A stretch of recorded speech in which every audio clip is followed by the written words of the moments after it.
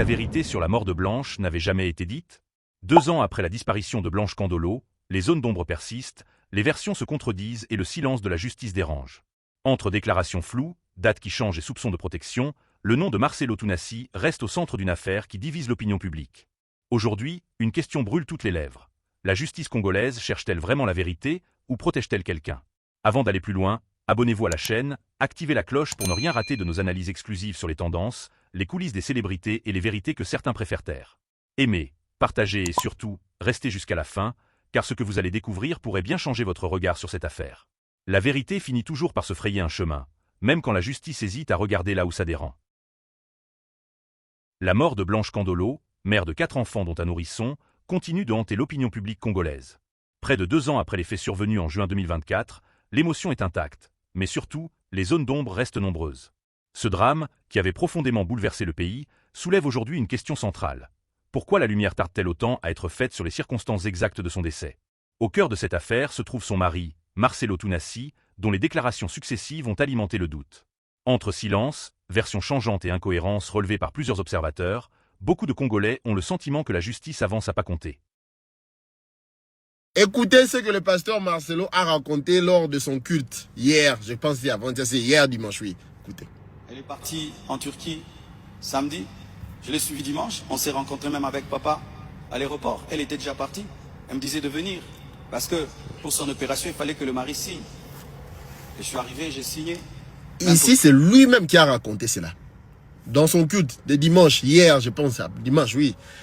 Il a dit que non, il était parti, Maman Blanche était partie en Turquie le samedi. Lui, il a suivi Maman Blanche le dimanche. Lui-même, il a dit ça. Personne n'a sorti des mots de sa bouche, lui-même. Et qu'il était même avec son père, papa. Papa, je ne sais pas si c'était papa spirituel, mais il était avec un papa. Le papa là, il est aussi témoin. Papa, on vous prend en témoin parce que lui-même, il a dit.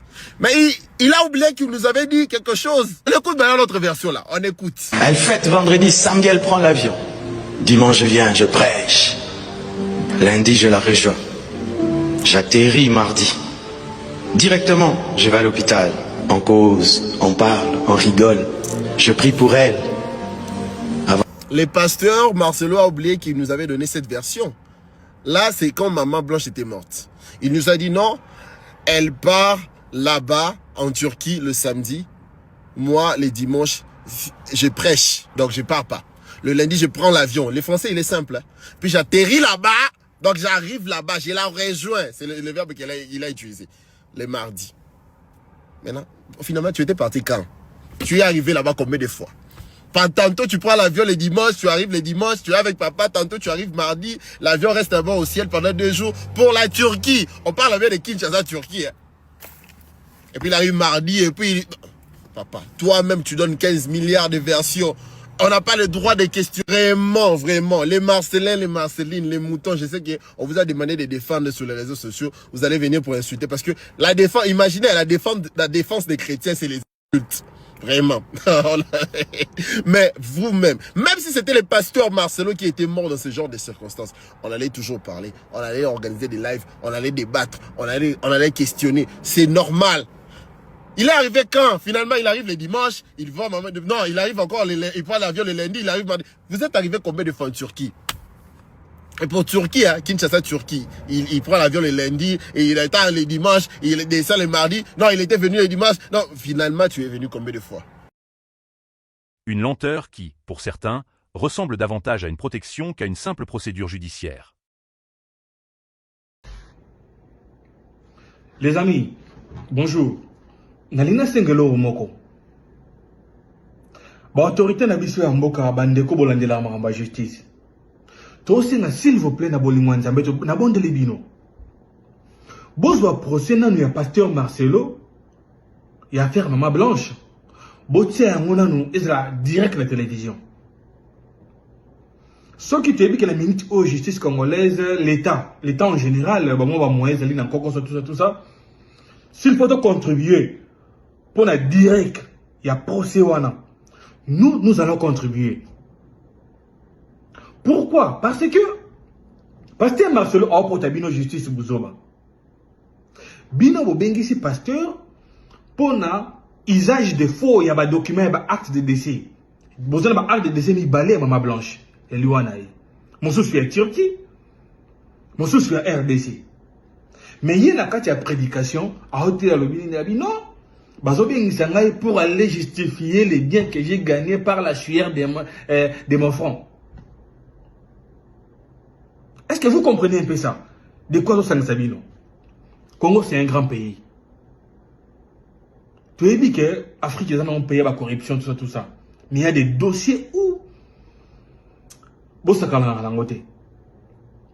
Marcelo, c'est une personnalité publique. Marcelo, c'est une personne connue partout dans le monde.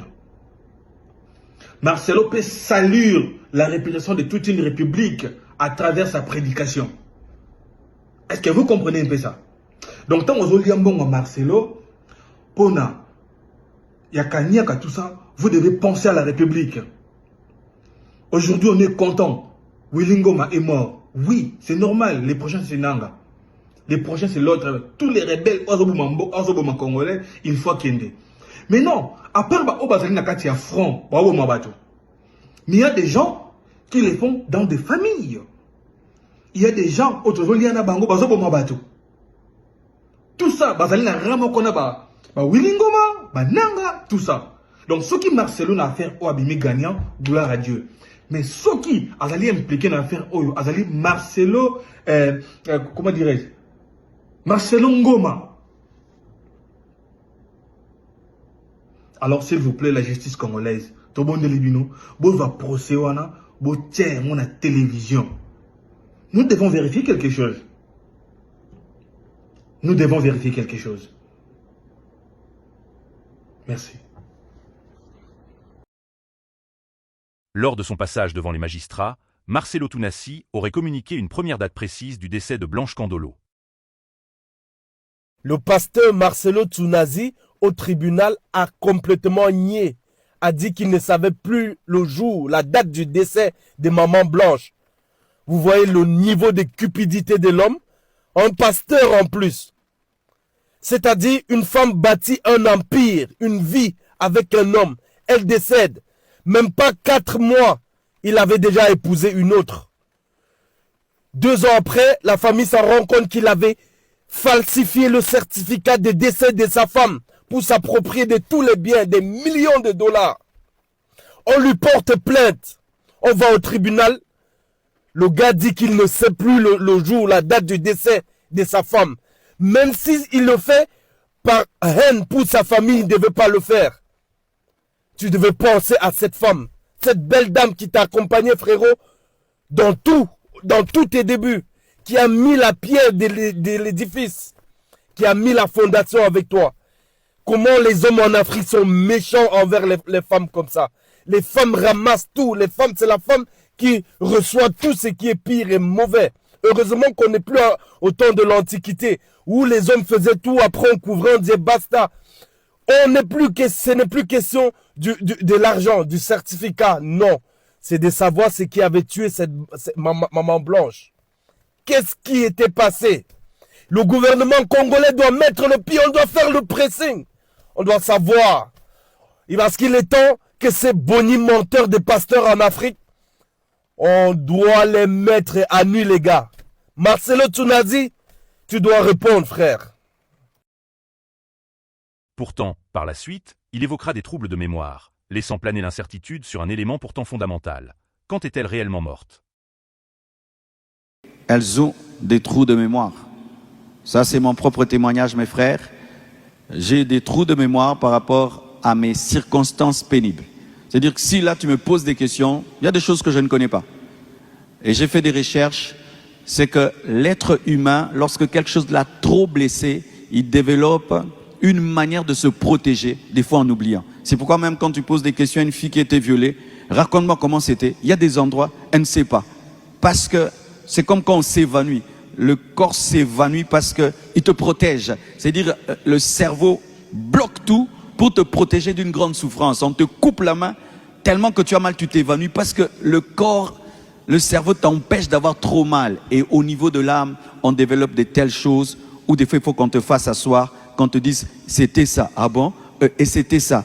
Et tu t'étais comporté comme ça. Ah, je ne sais pas. Tu étais là, mais quelque chose s'est passé, ton âme a oublié. C'est pourquoi lorsque tu sens cela, recherche la guérison où tu peux rentrer dans ton passé, même si ça t'a fait mal, revivre ça, retenir ça, rendre grâce à Dieu pour ça. Alléluia. Alléluia. Certains trous de mémoire, je ne dis pas tout, certains trous de mémoire révèlent qu'il y a une partie de ta vie qui t'a blessé et tu as décidé de l'effacer. Et c'est possible, l'âme de l'homme a des capacités terribles. Certaines personnes sont déconnectées de la réalité. Il est là comme s'il n'est pas là. Et ça aussi j'avais vécu. J'étais là comme si j'étais pas là. C'est-à-dire que là où, quand je vivais, toutes ces douleurs, c'était trop fort. Alors j'étais là sans être là. Comme ça, tout ce qui se passe, j'ai pas mal. Mais je suis là, mais je ne suis pas là. Et quand même on fait des études pour les filles violées, elles font ça. C'est comme un dédoublement. Elle laisse son corps à celui qui la viole parce qu'elle sent, je ne veux pas fuir, il m'a déjà attrapé. Mais je n'aime pas ce qu'on me fait. Des fois, certaines témoignent que elles voyaient leur corps là, elles sont en dehors. C'est pas la sorcellerie toujours, hein. C'est-à-dire qu'elles cèdent leur corps à quelqu'un qui leur fait le mal et elles vivent la scène comme si ce n'est pas leur corps pour qu'elles ne sentent pas le mal. Et certains ici sont là, ils sont ici, mais ils ne sont pas là. Il est là, mais il n'est pas là, parce que ta vie te fait tellement mal que tu la vis comme étant le spectateur de ta propre vie. C'est quand tu vois un élève, il va à l'école, il rêve. Mais il était premier de la classe, il perd son père, il perd sa mère, et puis à l'école, l'enfant ne réussit plus parce qu'il est là sans être là. Et vous allez remarquer, beaucoup d'orphelins, après le décès d'un être cher, ratent cette année. Beaucoup échouent cette année-là. Alléluia. Beaucoup échouent cette année-là et on met ça sur les sorciers, et on tape l'enfant, et tout ceci. Mais vous ne savez pas que l'enfant a une blessure et il va à l'école, son corps va à l'école, mais son âme ne va pas à l'école. Son âme est en deuil, mais le corps va à l'école et pendant qu'on donne cours, lui n'est pas là. Es-tu totalement là? Es-tu totalement ici? Certains même viennent à l'église, tu vois qu'il n'est pas là. Et même, on peut même donner un communiqué. Et puis il demande, le pasteur avait dit quoi? Et il est là, mais il n'est pas là. Il est là, mais il n'est pas là. Une déconnexion de la réalité. Et cela mène des échecs. Cela mène des erreurs. C'est pourquoi en Europe, lorsque quelqu'un a vécu un traumatisme, tu es pilote, tu es tout cela, on te donne un congé. On te dit non, non, non, vraiment, monsieur, tu t'assieds. Parce qu'il peut être en train de diriger l'avion et puis, il vous amène à mourir. Il y a un pilote qui a fait ça dernièrement. Il avait des problèmes avec sa copine et les gens ne savaient pas. Et il a pris l'avion. Et puis, plein de soucis pour sa copine qu'il a abandonnée. Il a tué des centaines de personnes. C'est pourquoi dans les entreprises, il faut aussi étudier les blessures intérieures. Un militaire qui a une blessure intérieure peut prendre son arme et vous tue, vous tous. C'est important. Amen. C'est pourquoi lorsque quelqu'un fait quelque chose que tu trouves bizarre, avant de condamner, cherche à étudier les contours de sa vie. Tu ne sais pas ce qu'il est en train de vivre. Alléluia. Tu ne sais pas ce qu'il est en train de vivre. Vous avez suivi un film là, une dame... Elle est allée dans une banque pour demander, je crois, $100 ou $200. Et puis, elle s'est fait tuer comme ça. Pourquoi? Sa journée, on l'a chassée de la maison. Elle est allée au travail. Il y a un braquage au travail. Et puis, elle va à la banque. On lui donne pas. Elle a vécu une journée terrible. Mais à la fin du film, on se rend compte, non, son enfant était mort. Et elle n'a pas accepté la mort de son enfant. Elle a continué à vivre comme si l'enfant n'était pas mort. Elle est même allée à l'école récupérer un enfant qui était mort. Elle a raconté des histoires. Donc, l'enfant n'était plus là, mais elle a refusé d'accepter que l'enfant n'était plus là. L'homme qui est à côté de toi est un mystère. Amen. Hein? C'est pourquoi il ne faut pas qu'on soit sans sensibilité envers les autres. Tu parles à quelqu'un comme ça, tu ne connais pas la vie de ton voisin. Mon frère, tu ne connais pas la réalité de ton voisin. Il peut être là bien assis, bien habillé et tout, mais tu ne connais pas. Amen. Hein? Tu ne connais pas. Tu ne sais pas ce qu'il a vécu à la maison. Tu ne sais pas. Faisons attention avec les autres. Ce ne sont pas des robots, ce ne sont pas des plantes. Ce sont des êtres humains avec des bagages, avec des bagages.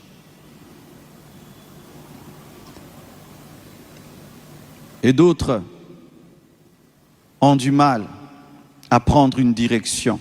Elles se sentent perdues, embrouillées, sans repère. Elles disent souvent, je ne sais quoi faire, je ne sais quoi faire, je ne sais quoi faire. Maintenant tu as fini tes études. Cette contradiction a choqué plus d'un, car dans une affaire aussi grave, chaque détail compte. Pour de nombreux citoyens, ces variations dans le récit fragilisent la crédibilité de la version officielle. Comment expliquer qu'un époux, directement concerné par un tel drame, ne puisse se souvenir clairement de la date du décès de la mère de ses enfants? Cette confusion, loin d'apaiser les tensions, a renforcé le sentiment que la justice congolaise ne va pas assez loin dans son travail de vérification. Est-elle réellement décédée, Blanche? Akufa? Toi, Akufa, c'est parce que beaucoup de gens disent, hein, oh, je parais que Blanche est cachée quelque part, c'est comme si elle est ligotée, comme si elle est incarcérée. Tout le monde a son avis. Mais ici, je vous parle de ce qui s'est déroulé réellement au tribunal en date du 16 février 2026. Les amis, j'aimerais d'abord remercier tout le monde et encourager tout le monde parce que beaucoup ont tendance à dire que non, vos trucs là de l'internet n'aboutissent jamais au succès. Mais au moins pour le dossier Blanche, nous approchons de la lumière. Parce que les souhaits de tous étaient que la justice se saisisse du dossier.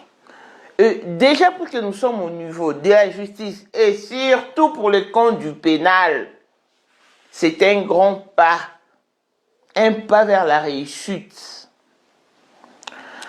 Maintenant, les gens de Marcelo disent quoi? Que oh, vous ne faites que crier haut et fort que Marcelo a dit qu'il ne reconnaît pas la date du départ des Blanches et tout. Est-ce que vous pouvez nous sortir la vidéo où il dit mot... Hey, comment ça mot pour mot? Lui-même a insinué au juge que l'audience soit à huis clos. Il y avait interdiction formelle de détenir un téléphone. Mais comment voulez-vous qu'on vous balance les images de la dite audience? Ne vous ai-je pas balancé les images de l'audience 2025? Là où c'était pour le camp des civils. Mais ici, il y a interdiction formelle de détenir son téléphone.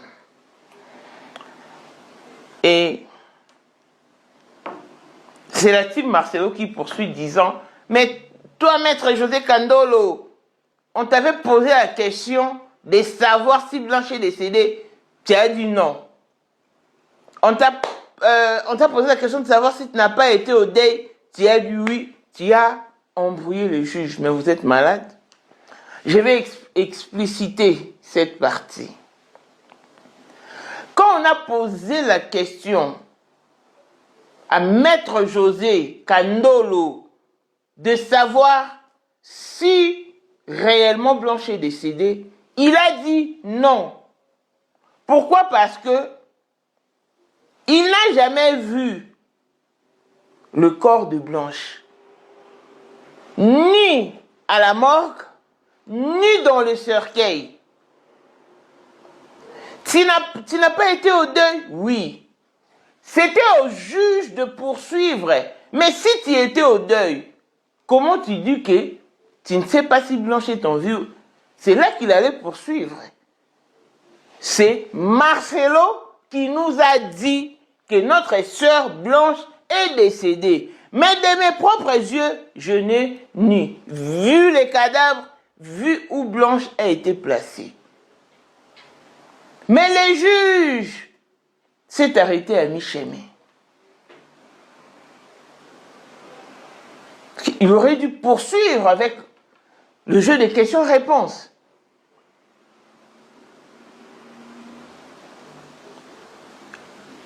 Je n'ai pas vu les cadavres de ma sœur, ni dans la morgue, ni dans le cercueil, ni même sur une image quelconque. Et comment voulez-vous que je dise oui, elle est décédée? Mais non, ce serait injuste. La réponse serait oui, Marcelo m'a dit que ma sœur est décédée. C'est ça la bonne réponse. Parce que la team Marcelo s'attelle tellement sur cette partie-là. Je ne sais pas si c'est quoi l'idée au fait, qui tourne autour. Les amis, nous étions tous en train de crier en 2025. Justice pour Blanche, justice pour Blanche, justice pour Blanche. Mais est-ce qu'il existe au moins une justice en RDC? Pourquoi le ministère public ne se saisit pas de ces dossiers? Il aurait dû se saisir de ces dossiers. C'est ce que nous disions ici, les amis. Maintenant que l'affaire est en justice, comment devons-nous réagir? C'est ça la question que je me pose. Parce que aucune actualité ne reste éternelle. Mais si l'actualité de Blanche depuis son départ n'est fait que persister, c'est parce que Blanche veut que justice soit faite pour qu'enfin son âme repose en paix. Parce qu'elle est partie dans des circonstances mystérieuses et floues. Elle-même, elle n'est pas contente de là où elle est. Nous avions de preuves de sa note vocale. Et puis, il y a plusieurs notes vocales. Il n'y en avait pas qu'une seule. Et la justice s'est saisie du dossier. Chose grave, l'audience aurait dû être publique, mais elle est fermée à circuit fermé. Mais non! Cette audience ne peut pas se dérouler à circuit fermé, à huis clos. Tout ce qui va avec. Au lieu de passer notre temps à tourner en rond, crions haut et fort que nous voulons d'une audience publique. C'est ça l'idéal.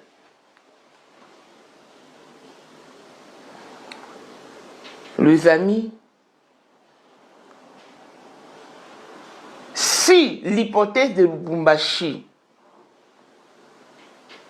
s'attelle sur le fait que le rapatriement n'est pas conforme aux normes internationales, je suis d'accord parce que je l'ai dit ici dans mes émissions précédentes. Mais dire que Blanche n'a jamais quitté les Congo, là c'est faux et archi faux. Là, c'est faux. Parce que Blanche a bel et bien pris son vol de Bruxelles Airlines à Kinshasa. Elle était accompagnée par ses enfants. Et une fois dans l'avion, elle a été vue par d'autres Congolais et Congolaises qui se rendaient aussi en Belgique. Et elle a même atterri en Belgique et a appelé sa maman. Je rappelle vidéo. Donc dire que elle n'a jamais quitté la RDC. Mon but n'est pas de convaincre quiconque. Non, je parle de moi. Parce que nous devons au moins laisser une empreinte digitale dans les dossiers blanches. Nous devons faire comprendre au pasteur Marcelo qu'il n'est pas le tout-puissant. Si hier il était intouchable, aujourd'hui non. Pour le simple fait qu'il s'est présenté en chair et en os au tribunal. Ah oui. La justice terrestre ne pèse pas devant la justice de Dieu. Parce que pour les uns, c'était quasiment impossible que Marcelo se présente personnellement au tribunal. Mais il l'a fait. Donc, c'est encore possible avec notre Dieu. La version initiale faisait état d'un décès survenu à Istanbul, en Turquie. Ça, c'est le soi-disant anesthésiste. Vous voyez, c'est elle que Marcelo avait pointé. Vous voyez, anesthésie ou quoi ça? C'est ça. Alors, est-ce que c'est vraiment elle? Mais vous allez entendre la suite dans cette émission. Cet hôpital ne reconnaît pas l'histoire des Blanches Tounas. Ils ne la reconnaissent pas comme patiente. C'est sur leur téléphone. C'est ça le drame. Le drame est que l'hôpital ne reconnaît pas Blanche comme patiente. La maman des Blanches, on l'a filmée. Avec la famille des Blanches, ils sont partis au deuil. Ils sont partis au cimetière. Ils sont partis pleurer là-bas parce que c'est comme vous allez entendre qu'elle dit, mais l'hôpital ne la reconnaît même pas. Donc, elle n'était pas à l'hôpital. Blanche n'est pas décédée à l'hôpital.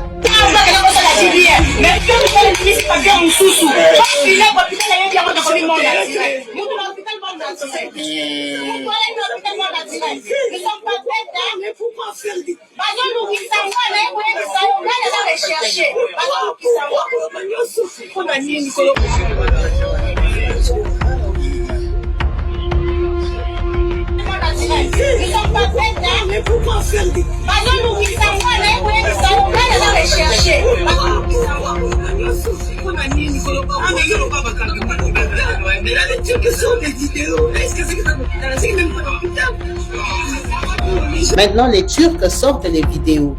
Vous savez que avec son frère qui est à Jobour, il a organisé une équipe en Turquie. Il y a au moins 4 personnes dans sa dernière sortie. Il disait qu'il n'allait pas citer c'est qui, justement pour qu'ils ne soient pas inquiétés.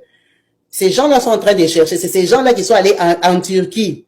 À l'hôpital, ils ont filmé. C'est pour ça que Mamou, dans sa vidéo d'aujourd'hui, elle a dit on aura la suite demain. Parce qu'ils sont allés aujourd'hui. Et ils ont filmé. Ils sont partis à l'hôpital. À l'hôpital, on ne connaît pas Blanche. On connaît Blanche à la morgue. Mais à l'hôpital, non. Donc, elle est décédée quelque part. On a peut-être appelé l'hôpital. L'hôpital a dit que si elle est décédée, c'est le service funéraire. Donc, on est parti la chercher de là où elle était décédée jusqu'à la morgue. Mais l'hôpital, en tant que patiente, qui devait passer une opération, en tout cas, l'hôpital, ils ne la connaissent pas. Ils ne la connaissent pas, d'où la personne ici qu'on avait écrite sur le papier comme médecin. C'est l'anesthésiste que je vous ai montré là. Et cette anesthésiste, apparemment, elle n'existe pas dans cet hôpital-là. Pourquoi on a marqué son nom? We don't know. Mais aujourd'hui, une nouvelle hypothèse prend de l'ampleur. Et si Blanche Kandolo était décédée à Lubumbashi, cette possibilité relance totalement le débat et remet en cause l'ensemble du récit présenté au départ. C'est confirmé, Maman Blanche arrive à Lubumbashi au Congo démocratique. D'après le monsieur Bruno, qui était de la team Marcelo, qui soutenait le pasteur et tout, qui a décidé de parler et de dire les vérités comme elles sont, appeler le chien par son nom, il vient nous révéler que Maman Blanche a déjà à Lubumbashi. Pourquoi? Monsieur Tounasi a organisé ce Djali-là en lui offrant une bague en diamant pour laver l'image, pour montrer que c'était un couple parfait. Il a organisé une grande fête vendredi pour le baccalauréat de son fils. Pourquoi vendredi? On ne sait pas, les gens fêtent samedi, surtout que c'était à la maison. Il lui a offert le voyage de Bruxelles avec les enfants, sans lui dire qu'il allait l'inviter en Turquie. Donc, samedi matin, elle part à l'aéroport très tôt par rapport à l'embouteillage. Elle voit sa sœur Sylvie qu'elle appelle. Vous connaissez l'histoire. Elle lui a donné la valise. Ils ont mangé dans la voiture et compagnie. Elles se sont séparées à 16 heures d'après sa grande sœur. Maman Blanche entre dans l'aéroport de Kinshasa. Elle prend Bruxelles Airlines. Elle va à Bruxelles. Elle arrive le même samedi la nuit. Dimanche, Maman Blanche a parlé avec sa mère au téléphone jusqu'à minuit. Le même dimanche, la journée, Maman Blanche a parlé avec sa copine qui avait appelé pour dire que elle parlait avec Blanche. Blanche lui a dit qu'il est en train d'insister pour que je parte en Turquie. Plus troublant encore, aucune trace officielle claire de son entrée sur le territoire turc ne serait retrouvée. Pourquoi se serait-elle rendue en Turquie? Pour des soins médicaux? Pour une mission privée? Ou n'y a-t-elle tout simplement jamais mis les pieds? Autant de questions qui, sans réponse concrète, nourrissent la colère et la méfiance d'une population en quête de vérité. Le rapatriement du corps constitue l'un des points les plus sensibles de cette affaire. Quelle compagnie aérienne aurait accepté de transporter un corps dans de telles conditions, sans documents clairs et vérifiables? Le nom de Ethiopian Airlines est souvent évoqué, mais jusqu'à présent, aucune clarification publique n'a permis de lever les doutes. Les services de sécurité et de migration de l'aéroport international de Njili, ainsi que les services d'immigration turcs, pourraient détenir des informations cruciales. Manifeste de vol, registre d'entrée et de sortie du territoire, documents de transport funéraire. Tous ces éléments pourraient, s'ils étaient examinés sérieusement, aider à reconstituer le véritable itinéraire de Blanche Kandolo avant sa mort. Face à ces incohérences, la colère gronde. De plus en plus de Congolais réclament une justice vraie, indépendante et courageuse. Ils s'interrogent. Pourquoi certaines pistes ne sont-elles pas explorées jusqu'au bout? Pourquoi des témoins potentiels ne sont-ils pas officiellement auditionnés?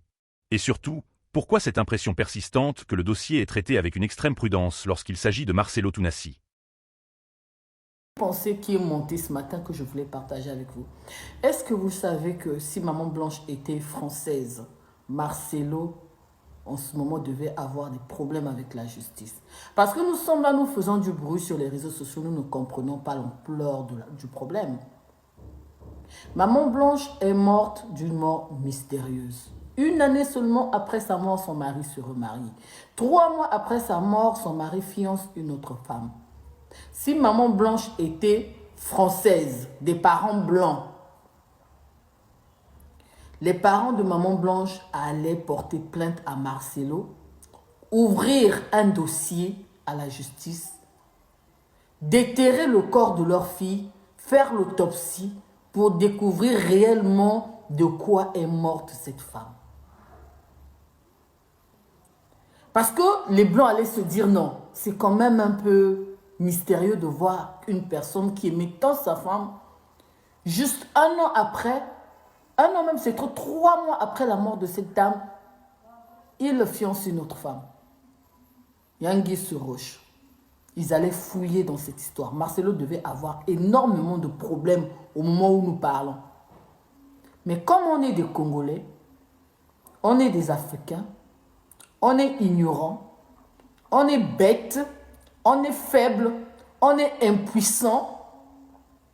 Pire encore, ces pasteurs-là sont protégés par nos juridictions et nos pouvoirs en place. Donc ils sont intouchables. Ils ont le droit de faire tout ce qu'ils veulent sans être poursuivis. C'est vraiment triste.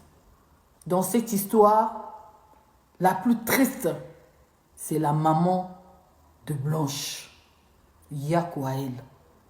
Elle a tout perdu, ouais. Mais je donne l'entièreté de la faute à Maman Blanche parce qu'elle n'a pas su donner de la place et de la valeur à sa famille.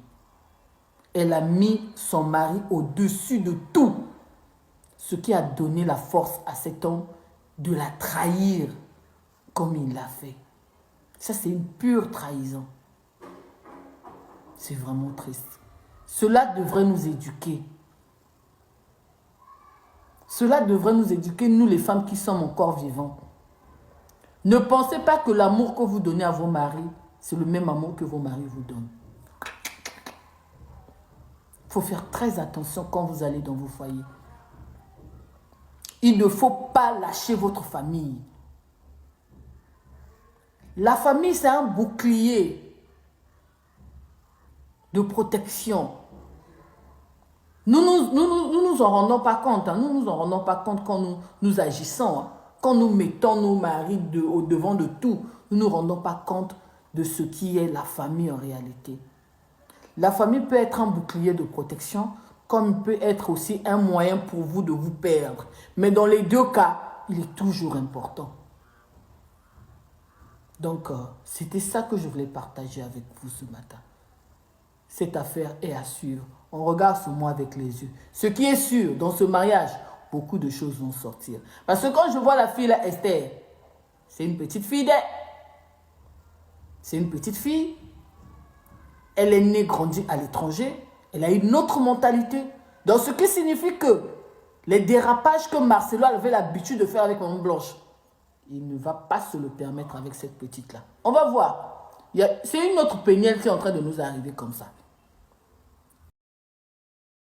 Pendant ce temps, des déclarations publiques continuent d'alimenter la polémique, notamment lorsqu'il est question de voyage à l'étranger, de la Turquie, ou encore du fait qu'il vivrait toujours dans la maison qu'il occupait avec Blanche. Pour beaucoup, la question n'est plus seulement de savoir comment Blanche Candolo est morte, mais de comprendre si la justice congolaise joue pleinement son rôle, ou si elle protège quelqu'un. Pasteur Marcelo, pour qui tu te prends? Et tu te joues de qui? Si la Turquie est devenue invivable pour toi, mais à combien plus forte raison la maison que tu as bâtie avec Blanche? Parce que c'est là la source de tout le souvenir, de tous les remords. La maison que Blanche a construite. Tu es là avec une autre femme. Tu dors dans la chambre que tu dormais avec Blanche. Et donc, la maison là ne t'intrigue pas. C'est seulement la Turquie qui t'intrigue. Pasteur Marcelo, prends-nous au sérieux. À un moment donné, tu exagères. Retenez ce que je vous dis. Puisqu'il a déjà commencé à parler de la Turquie, ce qu'il y a en guiche, il y a anguille sous roche. Croyez-moi. Et si la Turquie est devenue un mauvais souvenir pour toi, Pasteur Marcelo, à combien plus forte raison la maison que Blanche a construite et où tu habites avec Esther, tu dors dans la même pièce que tu dormais avec Blanche. Waouh! Waouh! Et donc, Pasteur Marcelo, en fait, un jour viendra, sincèrement. Parce que je regardais cette vidéo comme beaucoup d'autres d'entre nous, mais je trouvais quelque chose d'anormal au fait. Il annonce en avance un truc. Attendons voir. Vous allez me donner raison. Moi, pour ceux-là qui voient le médecin comme Dieu. Mais vous fidèles, tout le fidèle voit le pasteur comme étant de Dieu. Le médecin sont des dieux de la médecine.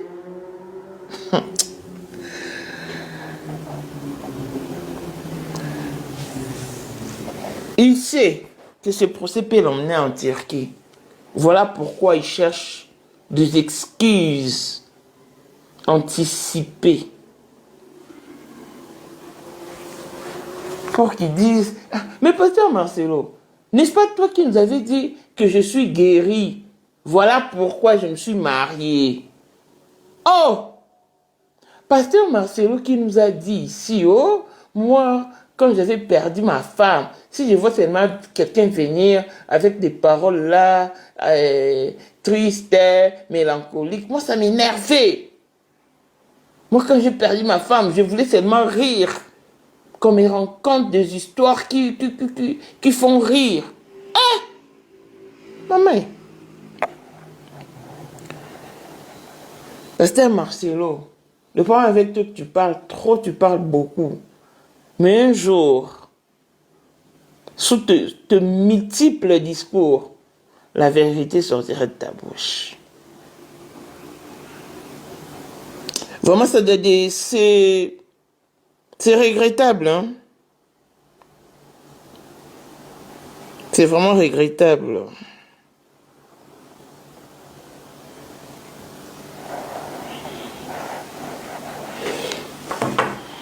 C'est vraiment regrettable.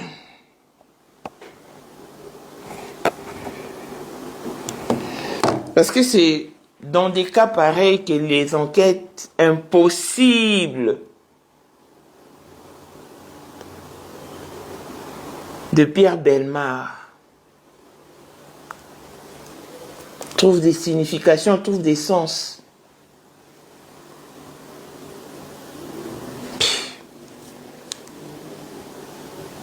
Nous, on est là.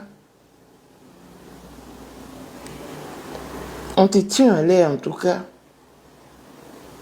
On va maintenir cette flamme jusqu'au 2 mars. Pasteur Marcelin est un excellent monteur. J'ai juste tombé sur l'une de ses vidéos et dit je te donnerai ce que dit la loi. On se blonanga. Et Pasteur Marcelo, comme un petit enfant, il m'a même rappelé Tito, dans une pièce de théâtre où il était l'enfant des météos. Donc, comme un petit enfant à qui on veut ravir les bonbons. On se blonanga. Non, plus. Et Pasteur Marcelo.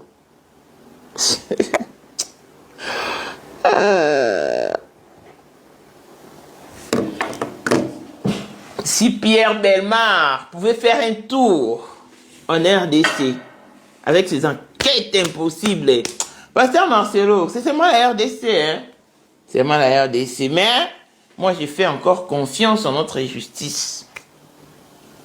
Je sais que nous en tirerons un gain de cause parce que même Dieu n'est pas d'accord avec toi cette fois-ci. Arrête d'humilier Blanche. Parce que en cherchant à humilier sa famille, donc tu humilies Blanche.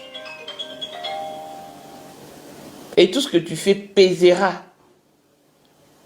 sur la conscience de tes enfants. Un jour viendra. Mais je te préviens que la vérité ne sortira que de ta bouche. La Turquie. Quand il parle de quelque chose, c'est qu'il mijote quelque chose. Il y a anguille sous roche avec cette histoire de Turquie. On est là, Pasteur Marcelo. Tu ne vas pas nous échapper. On te tient à l'œil.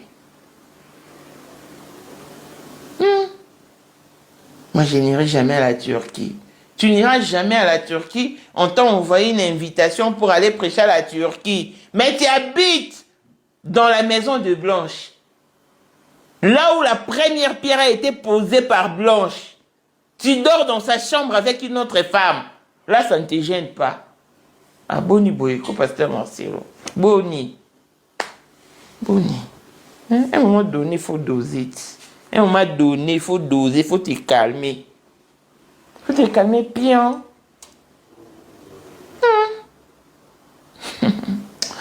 C'était juste ça, la famille. C'était juste ça.